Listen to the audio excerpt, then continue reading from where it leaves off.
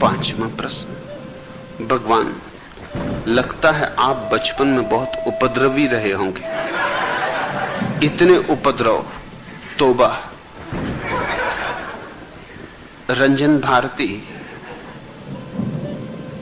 तू सोचती है मैं अभी भी बदल गया हूं?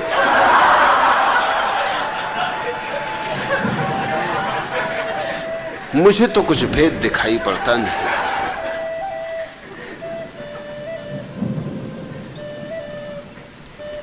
वह ज़ेन कथा तो मैंने बहुत बार तुमसे कही, आज फिर कहता हूं कि एक आदमी ज़ेन सदगुरु रिंझाई से मिलने गया था। उसने रिंझाई से पूछा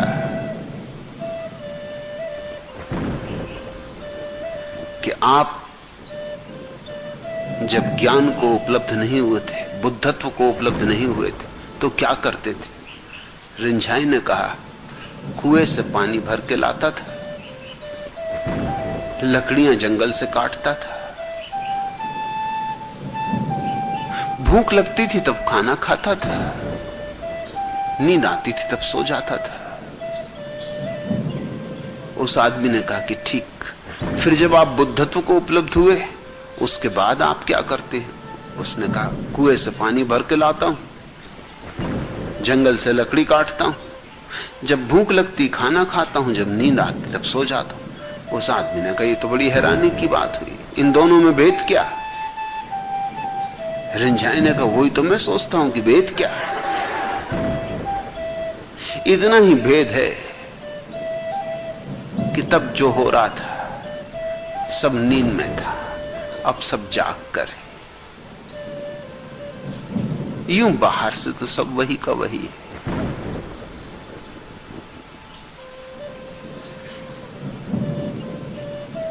बचपन में भी जो उपद्रव में कर रहा था वो उपद्रव नहीं थे। आज जो कर रहा हूं उसकी पूर्व भूमिका थे। नींद में टटोलना था।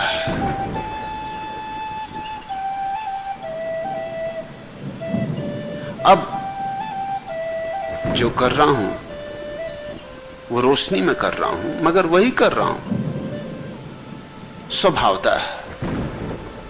अब विस्तार बड़ा हुआ है। जो भी कर रहा हूं परिपूर्ण रूप से सजग हूं। लेकिन आज जब लौट के देखता हूं तो ऐसा मुझे नहीं लगता कि बचपन में भी मैंने कोई उपद्रव किए। आज तो लौट के देखता हूं तो मुझे उनमें भी एक अंधेरे में टटोलती हुई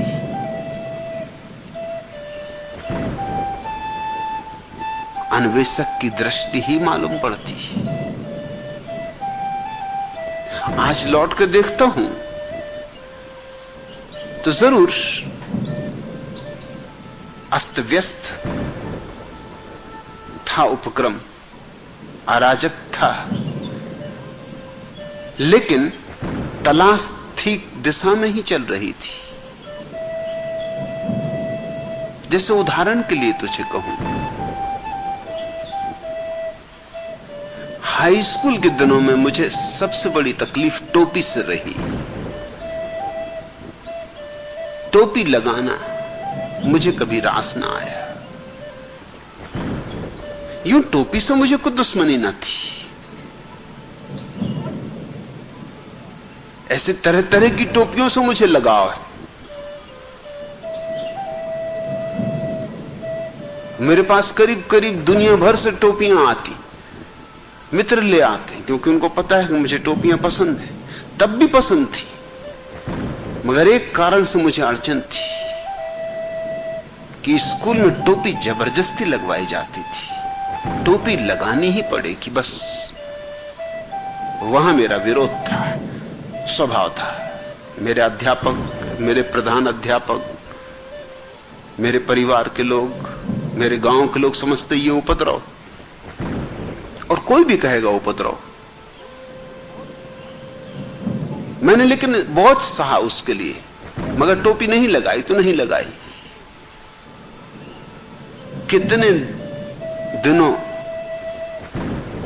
कक्षाओं के बाहर ही खड़ा रखा गया।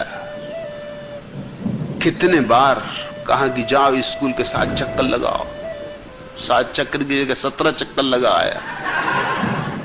शिक्षक सिर पीट लेते कि हम तुमसे 7 कहे, तुमने 17 क्यों लगाए?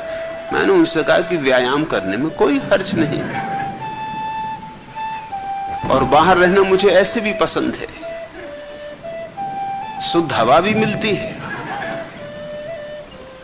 पशु पक्षियों पौधों से भी दोस्ती बनती है, और भीतर तुम जो 1000 तरह की व्यर्थ की बकवास करते हो उससे भी बचना हो जाता। सो अंततः उन्होंने मुझे भीतर बिठाना शुरू कर लिया। ऐसे आदमी को बाहर बिठाने से क्या फायदा? मुझे सजा में दंड बैठक लगाने को कहते थे तो मैं लगाए चला जाऊं। वहां पर रुको भी, मैंने कहा कि जरा और लगा लेने दें, आज सुबह मैंने व्यायाम किया ही नहीं। कहते तुम आदमी कैसे हो, तुम्हें इस बात का भी समझ नहीं है कि हम दंड दे रहे हैं। तो तुम दे रहे होगे दंड, मगर हम दंड लें तब? हम तो हर चीज से जो भी लाभ ले सकते हैं लेते। टोपी नहीं लगाएंगे जब तक कि सिद्ध ना कर दो कि टोपी लगाने की वैज्ञानिकता क्या है। इससे बुद्धि बढ़ेगी? अगर बुद्धि बढ़ती हो तो टोपी क्यों लगाएं? फिर सरदारों जैसा साफा क्यों न बांध? अगर बुद्धि बढ़ती हो तो फिर साफे से तो और ही बढ़नी चाहिए। फिर सरदारों के पास तो जैसी बुद्धि होनी चाहिए किसी के पास होनी नहीं चाहिए। तो टोपी क्यों, साफा बांध के आएंगे। मेरे प्रधान अध्यापक अपने सिर से हाथ लगा के बैठ जाते थे, कहते कौन तुमसे बकवास करे,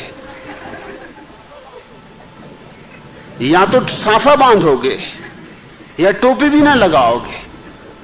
मैंने कहा कि मैं सीधा सीधा विचार पूर्वक उत्तर चाहता हूं। अगर बुद्धि बढ़ती हो तो फिर साफे से ज्यादा बढ़ेगी, जितना लंबा साफा होगा उतनी ज्यादा बढ़ेगी। तो सरदार तो गजब कर देते, फिर तो सरदारों के संबंध में सब मजाक है वो गलत है।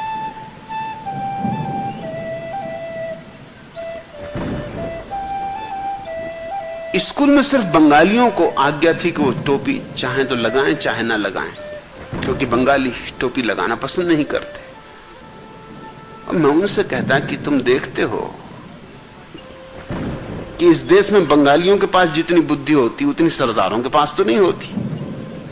जरूर टोपी न लगाने से बुद्धि को कुछ खुलापन मिलता है, खिड़कियां खुलती हैं। तो क्या बकवास लगा रखी। मैंने कहा फिर आखिर बंगालियों के पास बुद्धि कैसे? और सरदार जो कस के बांधे हुए हैं साफा, उसका परिणाम स्वभावता यह होता है कि लड़ने झगड़ने को तत्पर। साफा इतना बंधा हुआ है कि वो तैयारी बैठे हुए कि आजा, हो जाए 2 हाथ कि कुछ तो राहत मिले। वाह गुरु जी का फतेह, वाह गुरु जी का खालसा, हो जाने दो। साफा बंधवाए ही इसलिए था कि उनका तत्क्षण हाथ कृपाण पे चला जाए। मैंने कहा मुझे कोई कृपाण चलानी नहीं, टोपी में लगाऊं क्यों? कोई कारण मेरे सामने साफ कर दो। कारण वो मुझको समझा नहीं पाए। सजा मुझको जितनी दे सकते थे दिए, मैंने कहा सजा मैं झेलूंगा, लेकिन कारण जब तक नहीं बताओगे तब तक तुमको भी सजा देने का अंतःकरण में पीड़ा रहेगी। और उन सबको पीड़ा थी क्योंकि अकारण सजा दे रहे हैं। फिजूल की बात है टोपी, मगर ये भी जिद्दी है। और एक को अगर आज्ञा दें कि टोपी मत लगाओ तो सब गड़बड़ खड़ी हो जाए। और जो टोपी के संबंध में मेरा हिसाब था वही मेरा हर चीज के संबंध में हिसाब था। कवायद करना, क्यों घूमे बाएं, क्यों घूमे दाएं, क्या फायदा बाएं दाएं घूमने से। मुझे रोज करीब प्रधान अध्यापक के कमरे में जाना पड़ता था बैंत खाने के लिए। मैं अभ्यस्त हो गया था, वो भी अभ्यस्त हो गए थे। पहले पहले तो पूछते थे कि क्या किया इसने, फिर आज क्या किया। फिर धीरे धीरे उन्होंने सोचा पूछने से सार क्या, ये कुछ ना कुछ रोज करता ही है। तो मैं पहुंचूं, मैं हाथ आगे करूं, वो बैंत मारे, मैं विदा।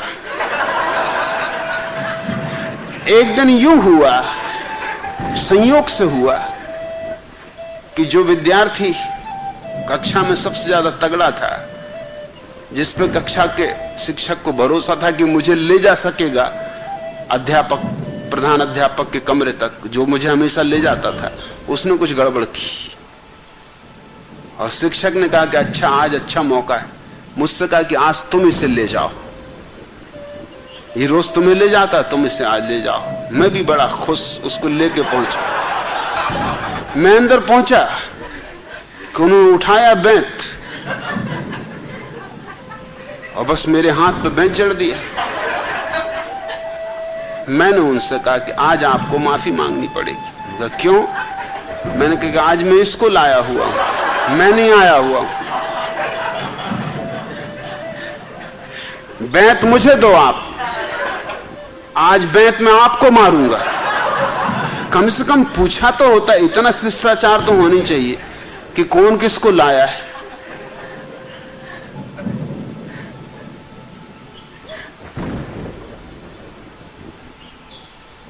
मैंने कहा मैं यहां से हटूंगा नहीं, वो बैंत आप मुझे दे दो, धीरे से मारूंगा। हालांकि तुमने मेरे साथ कभी कोई रियायत नहीं की है। वो प्रिंसिपल मुझे बाद में भी मिल जाते थे, वो कहते थे याद है तूने मुझे बैंत मारा था। किसी ने मेरी जिंदगी में मुझे बैंत नहीं मारा, विद्यार्थी और अध्यापक को बैंत मारे, मगर मुझे भी बात तो जची कि तू ठीक तो कह रहा है, तो मुझे कम से कम पूछ तो लेना चाहिए। मैंने पूछना ही बंद कर दिया था। ये बात इतनी तय हो गई थी कि तुझे रोज आना है, मुझे रोज मारना है, फायदा क्या पूछने से कि कसूर क्या, हो गई कुछ ना कुछ कसूर।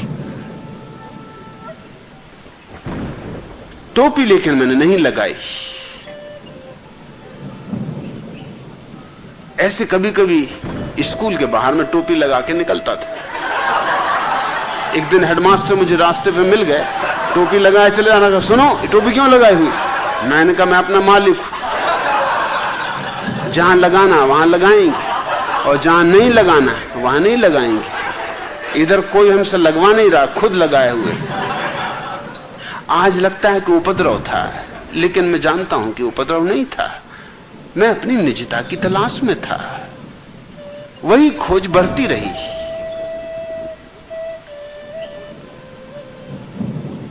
उस खोज में कोई फर्क नहीं आया। किसी को परेशान करने के लिए भी मैं नहीं कर रहा था।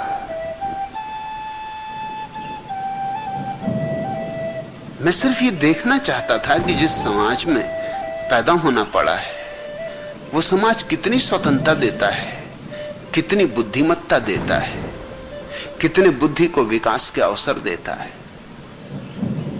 मगर नहीं, ये समाज मारता है बुद्धि को, मिटाता है बुद्धि को, नष्ट करता है बुद्धि को। जब मैं स्नातक हुआ और एमए में प्रथम श्रेणी में प्रथम आया, तो मेरे अध्यापक, मेरे प्रोफेसर, मेरे विभाग अध्यक्ष, मेरे वाइस चांसलर सब बड़े गौरवान्वित थे।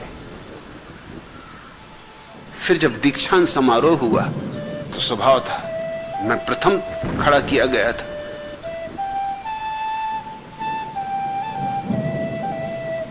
वो मौका मैंने नहीं छोड़ा। मैंने खड़े होकर कहा कि मैं कुछ बातें पूछना चाहता हूं, इसके पहले कि आप आशीर्वाद दें,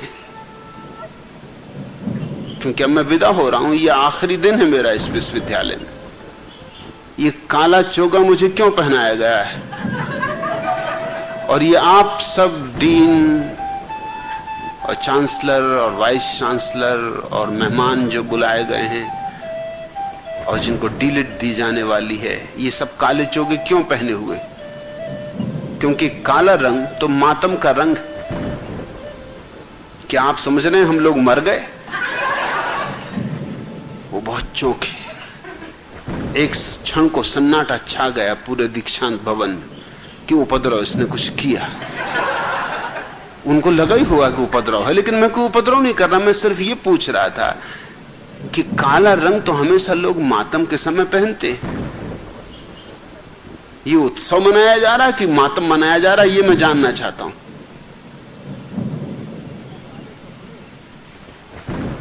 ये काले कपड़े, ये काला रंग, ये तो मौत का लक्षण है। आज के दिन तो कम से कम हमारे साथ शिष्टता का व्यवहार किया होता, और ये सब भूत प्रेत बन के तुम खड़े हुए हो, शर्म नहीं आती? क्या तुम आशीर्वाद दोगे? तुम मर गए, अब तुम घोषणा हमारी कर रहे, हम भी मर गए। मैं जिंदा हूं, और मैंने वो चोगा निकाल के फेंक दिया, वो टोपी निकाल के फेंक दी। मुझे जल्दी से भवन के बाहर ले जाया गया कि अब बाहर चलो, तुम बाहर आओ, फिर पीछे बात करेंगे। उत्तर तुम्हें बाद में दिया जाएगा। मैं बाद में रोज वाइस चांसलर के घर पहुंचता था कि उत्तर, कहते क्या उत्तर दें तुम्हें?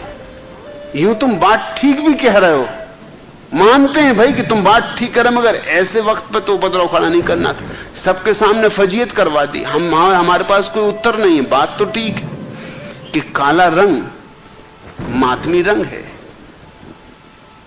सारी दुनिया में मातमी रंग है। काला रंग भूत प्रेतों का रंग है, यमदूतों का रंग है।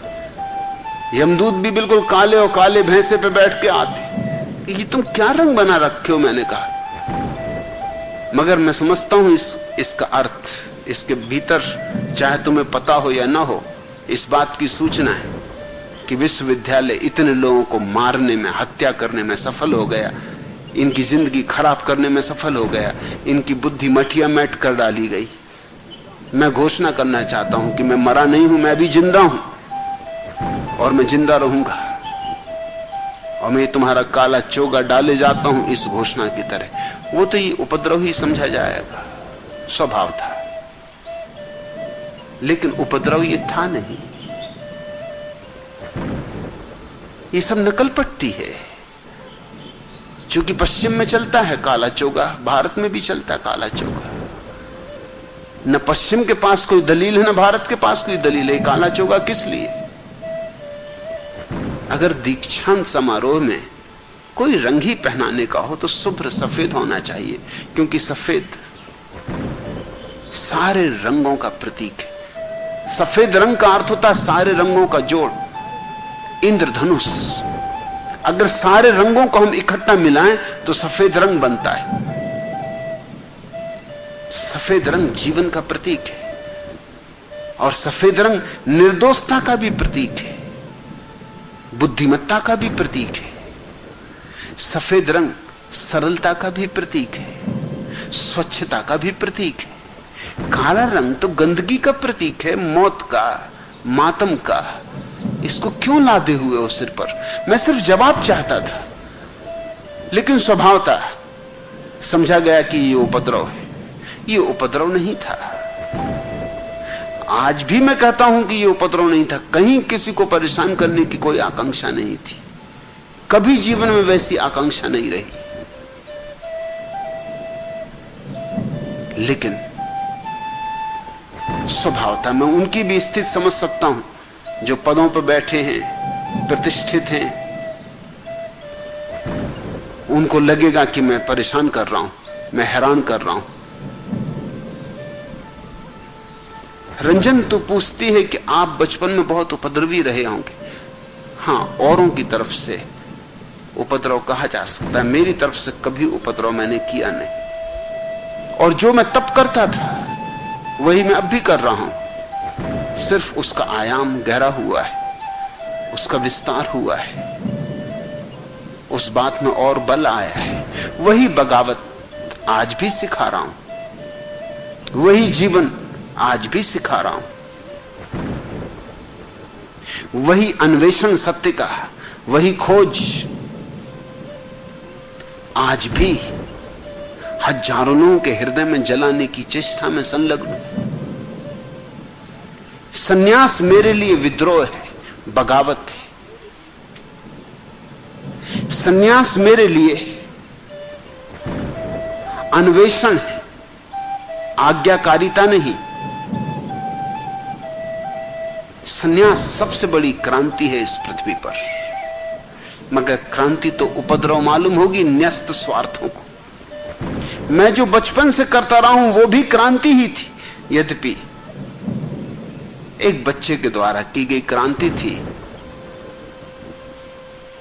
तो इतना तो मानना ही होगा कि वो अंधेरे में टटोलने जैसी क्रांति थी।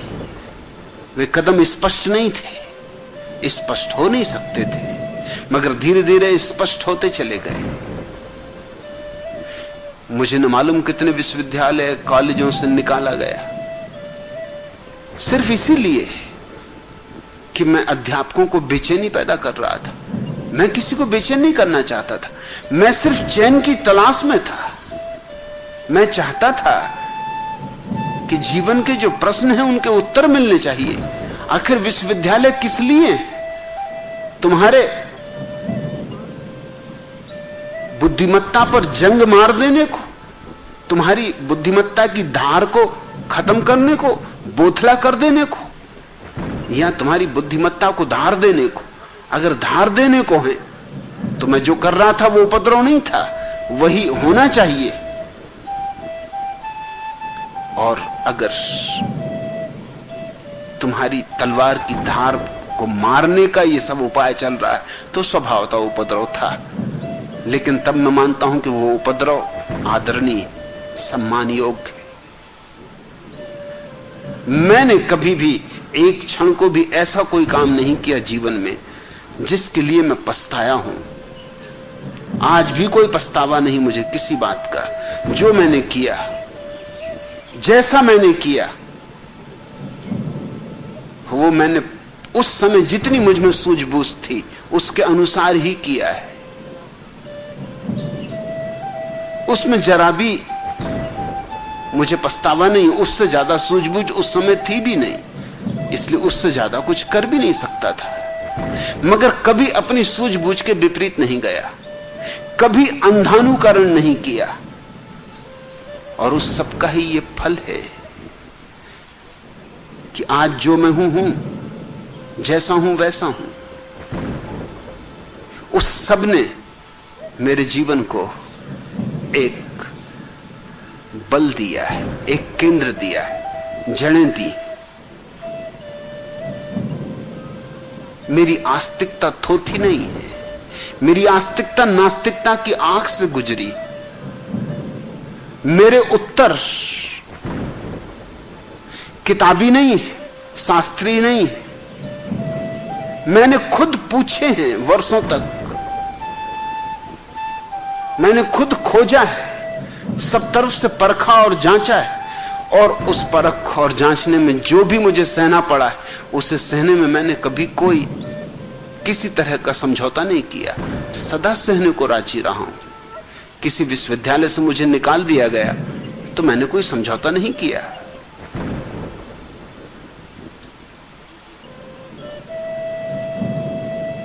मैं चुपचाप निकल गया हूं, शान से निकल गया हूं, गौरव से निकल गया हूं।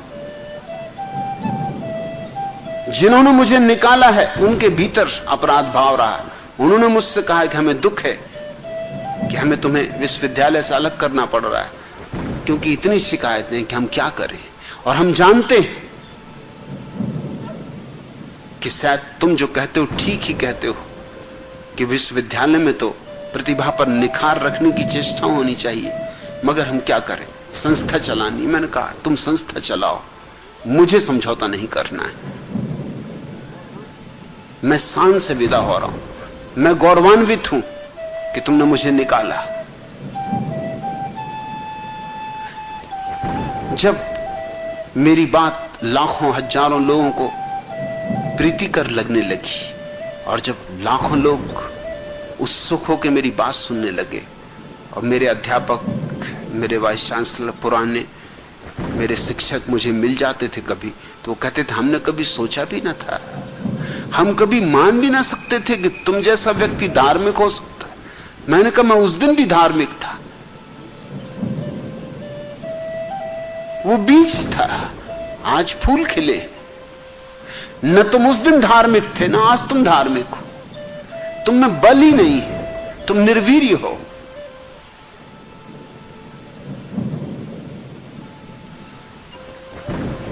मैं अध्यापक हुआ एक विश्वविद्यालय में, वहां के कुलपति थे पंडित कुंजीलाल दुबे। न तो बुद्धिमत्ता थी कुलपति होने की, न शिक्षण था ऐसा उनका। राजनीतिज्ञ थे, होशियार राजनीतिज्ञ थे। सारा प्रदेश उनको पंडित चाबीलाल दुबे कहता था। कुंजीलाल दुबे तो उनका नाम था, मगर लोग कहते थे चाबीलाल दुबे, क्योंकि उनके हाथ में बड़े बड़े नेताओं की चाबी थी। वो खुशामद में बड़े कुशल थे, वो किसी का भी ताला खोल लेते थे। और खुशामद के बल वो चढ़ते चढ़ते, वकालत उनकी चली नहीं, वकील की भी योग्यता नहीं थी उनमें, वकालत चली नहीं, कभी कोई मुकदमा जीते नहीं। धीरे धीरे कोई उनके पास आता भी नहीं था मुकदमा लड़ने के लिए, लड़वाने के लिए।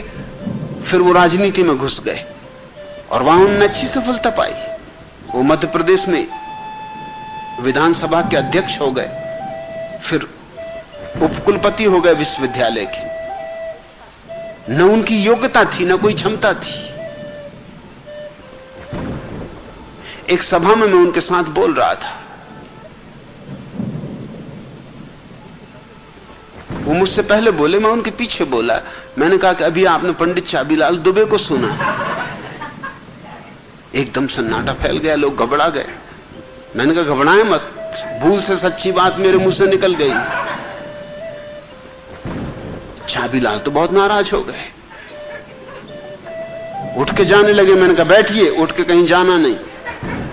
मैं जो कह रहा हूं इस प्रदेश का एक एक आदमी कहता है, सिर्फ आपके सामने नहीं कहते ये लोग।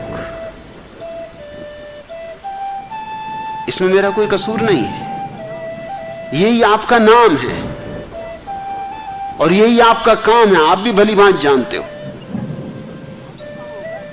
जाते कहां हो, बैठ जाओ।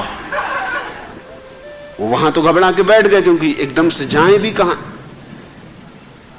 और जनता ने एकदम तालियां पीटी और लोगों ने कहा कि बात तो सच्ची। मैंने कहा इतने लोग हैं, मैं पूछता हूं लोगों से कि लोग हाथ उठा दें कि मैंने भूल से सच्ची बात कही है या नहीं। तो लोगों ने हाथ उठा दी कि बात तो सच्ची है। सब इनको चाबीलाल ही कहते हैं, इनको कोई कुंजीलाल तो कहते ही नहीं।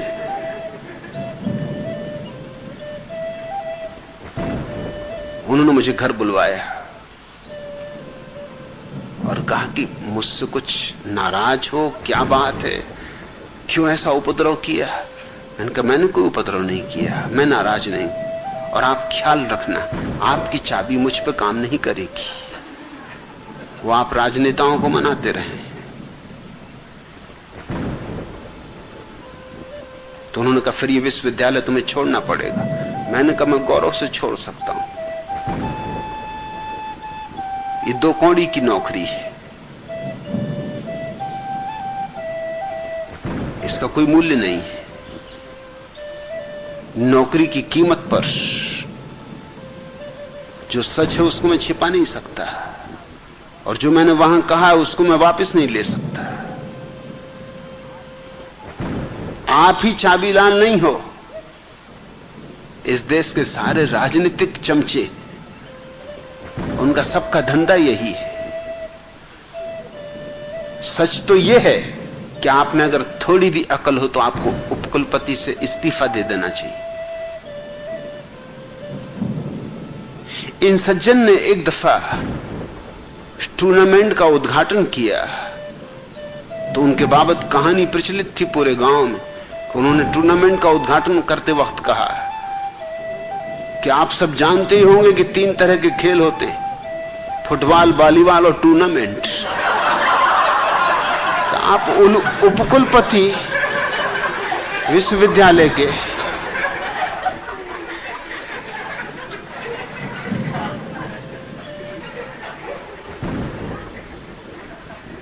उनकी हिम्मत तो पड़ी नहीं कि मुझे निकाल सकें विश्वविद्यालय से, क्योंकि उनको पता था कि मैं और शोरगुल मचाऊंगा, कुछ और उपद्रव हो जाएगा। और आए दिन ये हो जाता है कि सभाओं के मंच पर संयोग बसात वो मुझे मिल जाते, धार्मिक सभाओं के मंच पर जहां मैं भी बोल रहा वो भी बोल रहे।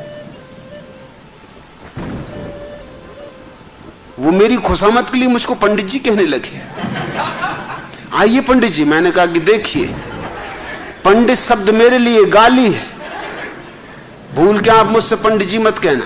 अरे उनका आप आदमी कैसे, तो मैं आदर में कह रहा हूं। मैंने कहा ये मेरे लिए आदर नहीं।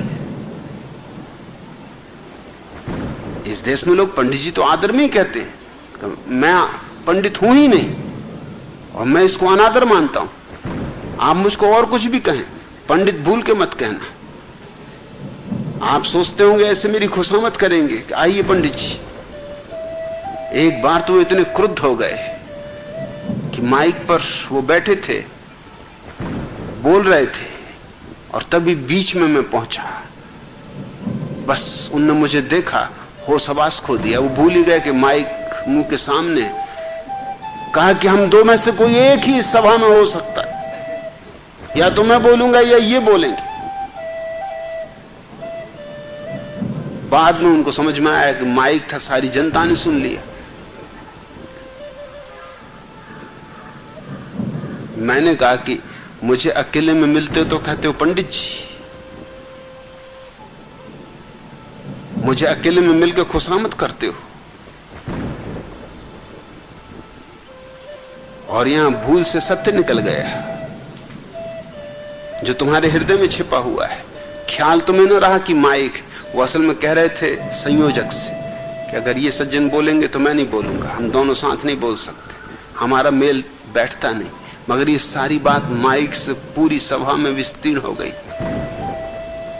मैंने कहा जो सच्ची बात है कहो। वो मुझे देखते से एकदम थर्राने लगते थे, एकदम कपने लगते थे।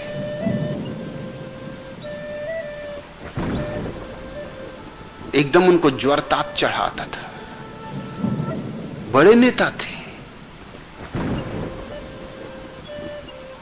मैंने उनसे कहा कि आप जैसे लोग इस देश को नेतृत्व दे रहे हैं, कहां किस गड्ढे में गिराएंगे। सो गिराया इस तरह के लोगों ने।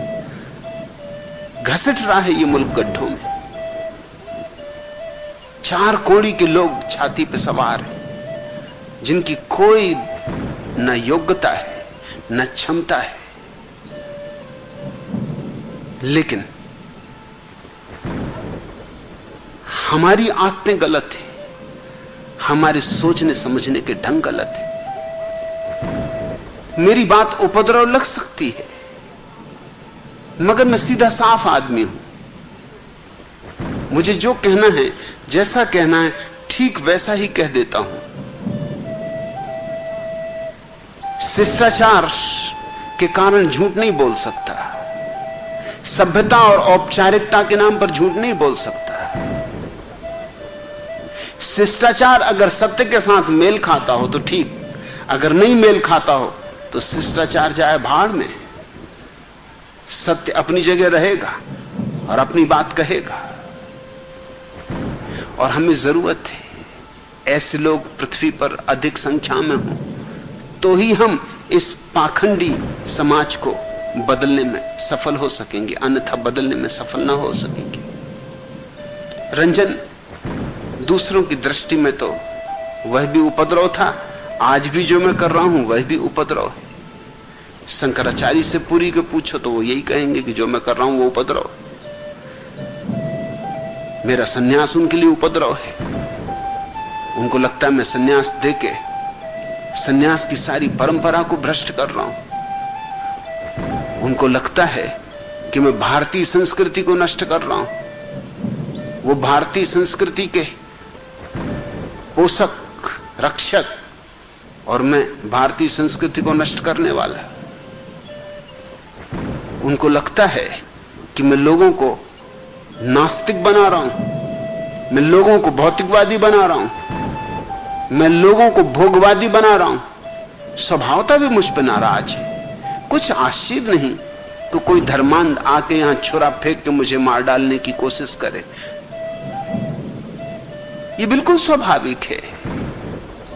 उनको कुछ नहीं सूझ रहा है, जवाब उनके पास नहीं है। जवाब मैं बचपन से नहीं पा रहा हूं किसी के पास। अब तो बहुत मुश्किल है उनके पास जवाब होना। जब मैं छोटा था तब भी मैंने जवाब नहीं पाए। तब भी मैं चकित हुआ, हैरान हुआ कि किस तरह के लोग छाती पे सवार हैं जिनके पास कोई जवाब नहीं है। मगर लोगों को उन्होंने ऐसी गुलामी का पाठ पिलाया, ऐसा जहर पिलाया है कि आज अगर स्वतंत्रता की बात करो तो उपद्रव मालूम होती, अगर सत्य की बात करो तो बगावत मालूम होती। मगर मुझे विद्रोह से प्रेम है। मैं तो विद्रोह को ही धर्म मानता हूं।